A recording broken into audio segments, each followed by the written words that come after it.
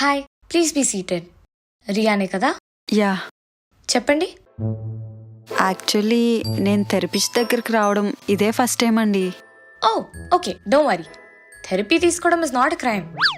అదేదో తప్పు చేసినట్టు కాదు. మన ఫిజికల్ హెల్త్ మనకి ఎంత ఇంపార్టెంటో మెంటల్ హెల్త్ కూడా అంతే important. So consider it a safe space. చెప్పండి. యాక్చువల్లీ రీసెంట్గా నా బ్యాచిలర్స్ కంప్లీట్ అయింది. నాకు హైయర్ స్టడీస్ చేయాలని ఉంది. దానికోసం కెనడా వెళ్ళాలనుకుంటున్నా. అడ్మిషన్ కూడా వచ్చింది. కాకపోతే మా పేరెంట్స్ దానికి ఒప్పుకోవట్లేదు. ఎందుకు హైయర్ స్టడీస్, పైసలు బొక్క అంటున్నారు. కావాలంటే ఎన్ఆర్ఐ మ్యాచ్ తీసుకొస్తే వాడిని చేసుకుని వెళ్ళిపో అంటున్నారు. మరి దానికి నువ్వేమన్నావు? ఏమన్నాలో తెలియకే ఇక్కడికి వచ్చానండి. అసలు నీకు నిజంగా మాస్టర్స్ చేయాలని ఉంటే you should be able to convince your parents. అది కాదు డాక్టర్. డాక్టర్ కాదు, you can call me Jayatri. Okay Jaitri, నేను ఆల్రెడీ కన్విన్స్ చేశాను. కానీ ఫైనల్గా వాళ్ళ మాటే చెల్లాలి అని అంటున్నారు. ప్రతి అమ్మాయికి ఉండే ప్రాబ్లమే కదా ఇది. ఇలా అమ్మాయిల ప్రాబ్లమే అనుకుని ఉండుంటే ఇక్కడ నేను నీ ముందు ఉండేదాన్ని కాదు. అయినా it's not about the gender. నీకొకటి ఇంట్రెస్ట్ ఉంది అంటే you have to fight for it, struggle for it and achieve it.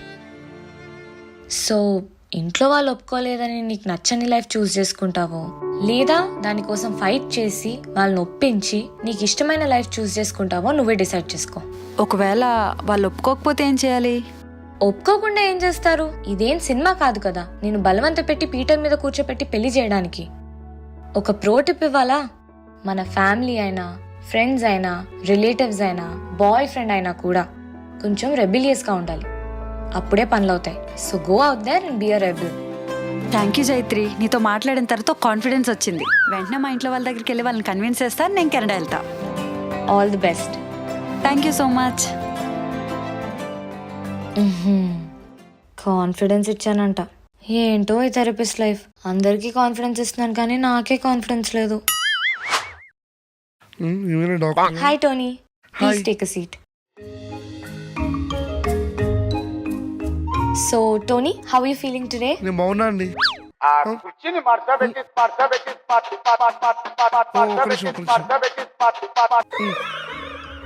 Tony, మన సెషన్ జరిగేటప్పుడు ఫోన్ సైలెంట్ లో ఉండాలి. పెట్టేస్తా. సారీ అండి. సో టోనీ, ఒక నిమిషం.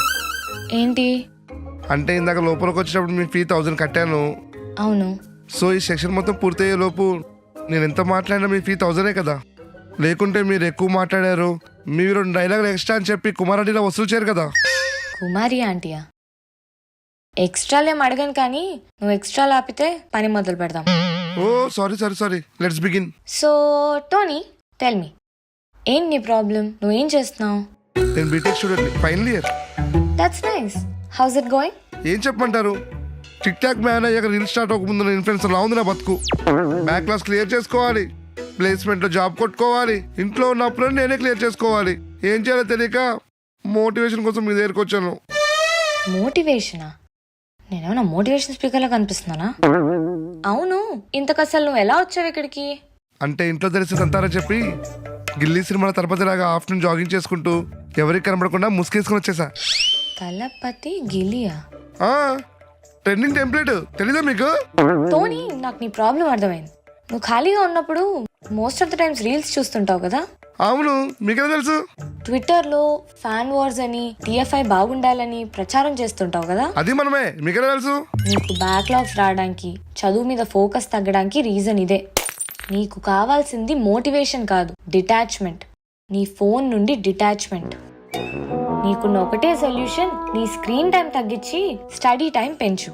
అప్పుడు నీ బ్యాక్లాగ్స్ క్లియర్ అవుతాయి, నీకు జాబ్స్ కూడా వస్తాయి. TFI బానే ఉంటుంది, ముందు నీ కెరియర్ బాగుపడేలా చూడు. అంటే ఇప్పుడు సెలబ్రిటీస్ బ్రేకప్ అయ్యాక కొన్ని రోజులు సోషల్ మీడియాకి దూరంగా ఉంటారు, అలా ఉండమంటారా? వీడు మారుడు. Exactly. You may leave now. Thank you madam. ఎలాంటి పేషెంట్స్ వస్తారా బాబు. అట్లీస్ట్ కాసేపు లంచ్ బ్రేక్ తీసుకుందాం. ఏయ్, నన్ను పంపించాడయ్యా లోపలికి. ఎంతసేపు వెయిట్ చేయాలి? Nagesh, Yes, ma'am. ఏంటి అక్కడ గొడవ? పేషెంట్ మ్యామ్, అపాయింట్మెంట్ ఇప్పుడే ఉంది. మేడం లంచ్ చేస్తున్నారు అంటే వినకుండా గొడవ పెడుతున్నాడు. సరే, అతన్ని పంపించు. అలాగే మ్యామ్. ఒక్కడికి కూడా టైం సెన్స్ లేదు. నా అపాయింట్మెంట్ 3 o'clock అని చెప్పారు. నేను షార్ప్ 3 కున్నా. అయినా కూడా నన్ను వెయిట్ చేయించారంటే నాకు బయట వేరే పనులు లేవనుకుంటున్నారా? Sorry for you inconvenience. చెప్పండి మీ ప్రాబ్లం ఏంటి?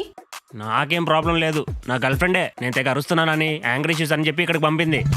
నేను ఇప్పుడే చెప్తున్నా, నేను మెంటల్లోని తిక్కల్లోని అని సర్టిఫై చేసేసావనుకో బాగోదు. మీకు మెంటల్ అని ఎవరన్నారు? ఇక్కడికి వచ్చేది వాళ్ళేగా. అలా అని మీకెవరు చెప్పారు? అంటే ఏంటి, నాకెవరైనా చెప్పాలా? నాకు తెలియదు అనుకుంటావా? నిన్న మన చిన్నపిల్లనా? Okay okay, calm down.